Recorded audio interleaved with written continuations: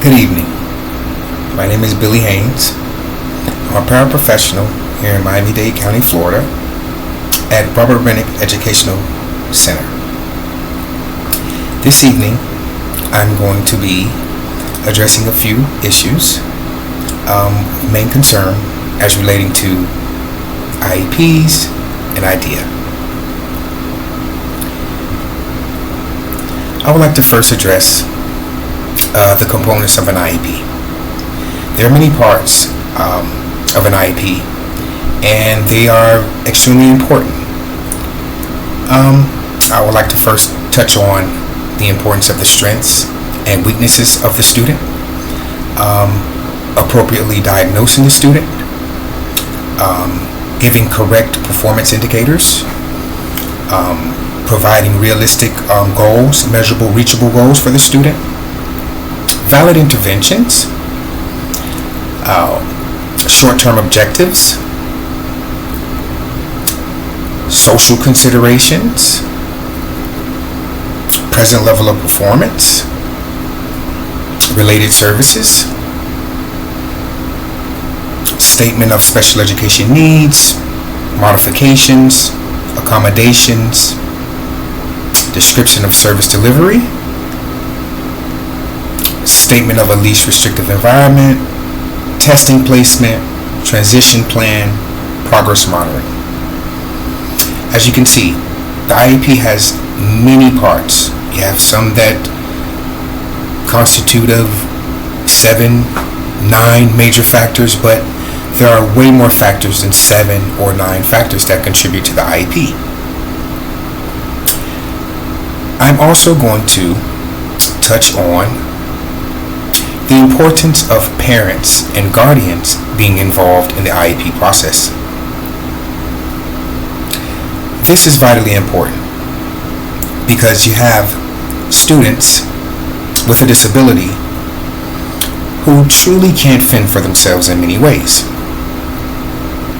But as parents and guardians become more engaged and tend to interact with the educator, the teacher, the administration, the school, and all of the related sources that are available to them, they see that they have much more of a successful journey in educating their child who has a disability, which means communication is important, to be transparent is important, so that we as educators can provide the best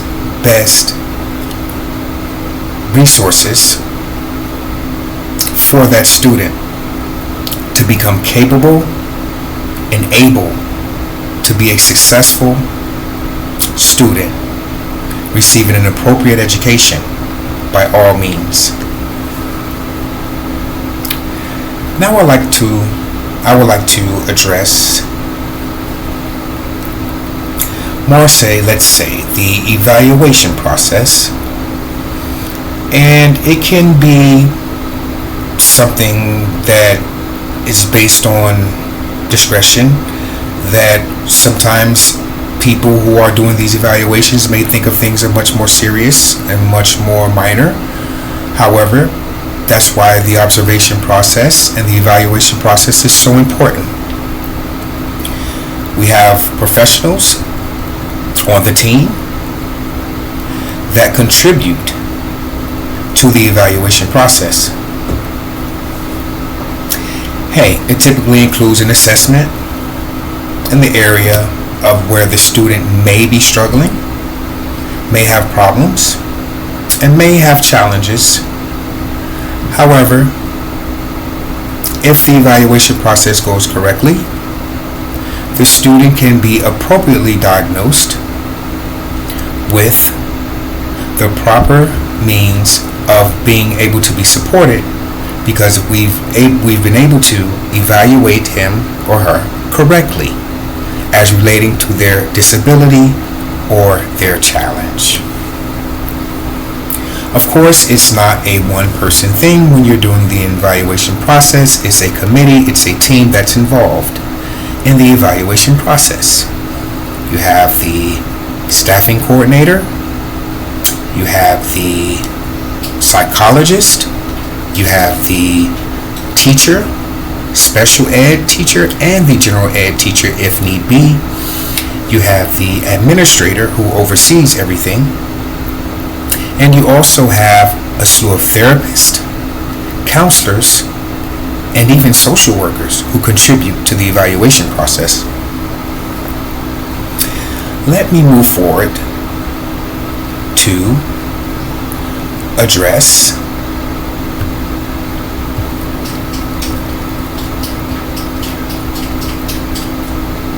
the referral process. The referral process. It can be tricky because oftentimes people usually have their own positioning on whether or not a student's behavior is severe, moderate, or per se. During the referral process, the student may be identified as needing special education, and the eligibility can be decided after an IEP meeting is conducted and the progress of the child is monitored, and you can review the IEP and see if the behaviors that are being put forth are aligning with the child's IEP circumstances, which means often it can be a reevaluation or a reassessment after the referral process has been taken care of.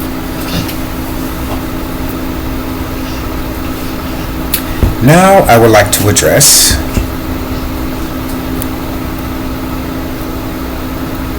just a moment here. The expectations for ongoing communication between a teacher, school, and a parent. This is vitally important.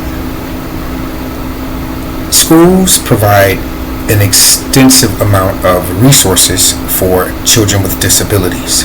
Not only schools, the state, the government provides a significant amount of support.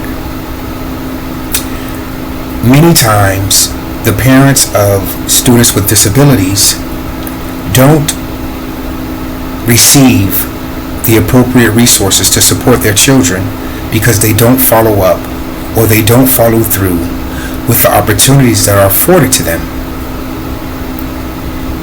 If you can somehow create an open line of communication with that parent or that guardian and continue to express the importance of the resources that are available to these students, I am willing to assure you that the resources provided are beneficial to that child. However, from experience, there are plenty of parents who don't take the opportunity to get their children the resources that they need to support the challenges they face in their disability.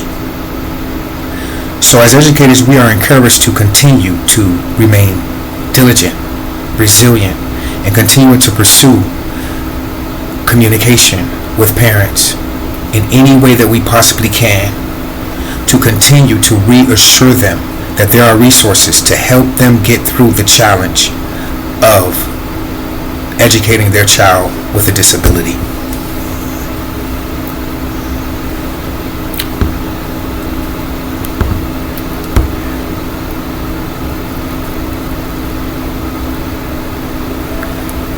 As relating to the ethics, working in a special education environment, it is extremely sensitive. You have students who have mental illness, physical disabilities, intellectual disabilities, medical conditions, things that are so severe that it should not go outside of the professional environment. It should never be discussed in leisure. It should never be made a mockery of, as professional standards should always be adhered to. The only time any of these things shall be discussed is in a professional setting as it relates to the student and improving his opportunity or her opportunity for receiving an education. Therefore, being a professional is beyond.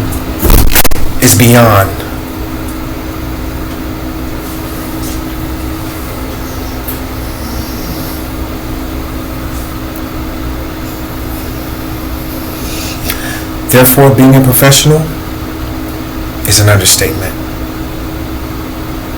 You would have to think, with these serious issues that these students are facing, is it worth losing your job, being decertified, losing your teaching license, to make mockery, to contribute to gossip, or anything in that capacity? To maintain the code of ethics is first and foremost. And with these students, it is absolutely mandatory to respect their right to privacy and to understand that they mean so much, and that to violate their rights is unprofessional and shall never be tolerated.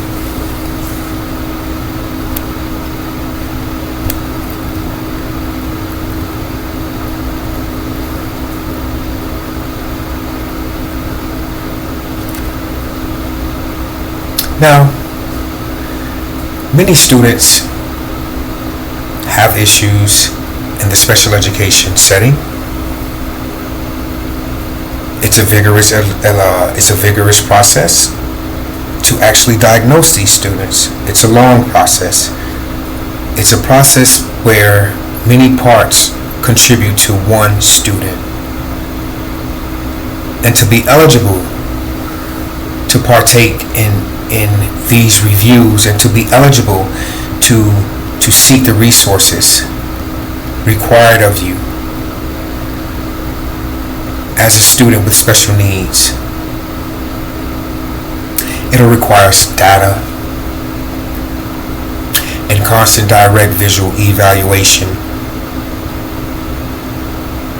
And then you can get your referrals, and then you'll be determined whether or not you need the services that you may be seeking. I am truly appreciative to be working in this environment. It's a rewarding environment. It's a fast-paced environment. And it's extremely, extremely beneficial to the soul. I would like to thank you for giving me this opportunity to just present to you the IEP processes, positioning, and understanding. Have a good evening. Bye-bye.